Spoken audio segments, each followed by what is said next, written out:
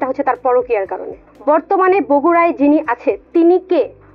যখন ওনার বাবা ইন্তেকাল করে তখন আমার ছোট ভাই ওনাকে ফোন করে যে কি অবস্থা, ওনাকে কোথাও নিয়ে যাওয়া হচ্ছে কিনা বা ওখানেই থাকছে কিনা, হয় না কিছু সময় পর বের করবে বা এই মুহূর্তে উনি ওইখানে আছে কিনা সেটা জানার জন্য যখন ফোন করি বা আমি ওখানে যাওয়ার জন্য যখন ফোন করা হয় ওনাকে, উনি বলছে যে রিয়া যদি এখানে আসে ওকে আমি মেরেই ফেলবো। না, এর আগে এরকম হুমকি দেয়নি।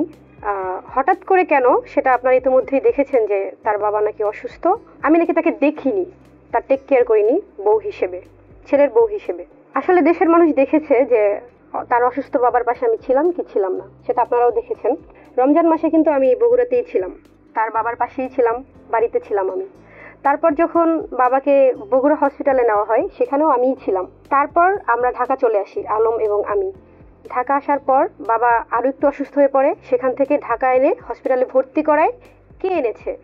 আমারই ছোট ভাই। আমারই ছোট ভাই বাবাকে বগুড়া থেকে এনেছে, এনে এখানে হসপিটালে ভর্তি করানো হয়েছে।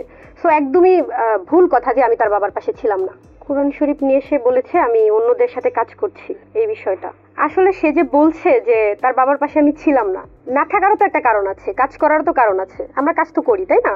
তার সাথে যখন আমার সম্পর্ক ছিল ভালো, এখন তো খারাপ, আপনারা দেখতেই পাচ্ছেন, তখন তো আমরা কাজ করেছি। বা একটা গল্পের মধ্যে কিন্তু দুইটা হিরো থাকে, দুইটা হিরো থাকলে কিন্তু সেই হিরোটার সাথেও আমার কাজ করতে হয়, সেও থাকে।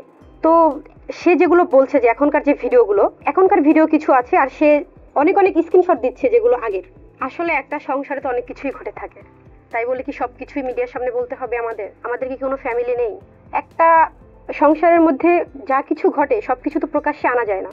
কিন্তু এখন যে সে বিষয়টা নিয়ে আসছে সেটা হচ্ছে তার বাবার পাশে আমি ছিলাম না, এটা একদমই মিথ্যা কথা, আমি ছিলাম তার বাবার পাশে। তাহলে তো বলতেই হয় যে কেন তার বাবার পাশে আমি লাস্ট পর্যন্ত থাকতে পারলাম না। শুরুতে ছিলাম, যে মানুষটা শুরু থেকে ছিল লাস্টে কেন থাকতে পারলাম না? সেটা তার কারণেই আমি লাস্ট পর্যন্ত থাকতে পারিনি, সেটা হচ্ছে তার পরকীয়ার কারণে। সে পরকীয়ায় লিপ্ত আছে বর্তমানে। ইভেন বর্তমানে বগুড়ায় যিনি আছে তিনি কে? আমার প্রশ্ন, বগুড়ায় যিনি আছেন তিনি তার কি হয়, তার পরিচয় কি? সে বগুড়া কেন থাকলো? আমি হসপিটালে থাকিনি, কেন থাকিনি? সেটা তো কারণ আছে, সেটা তো সে বলার সৎ সাহস রাখছে না।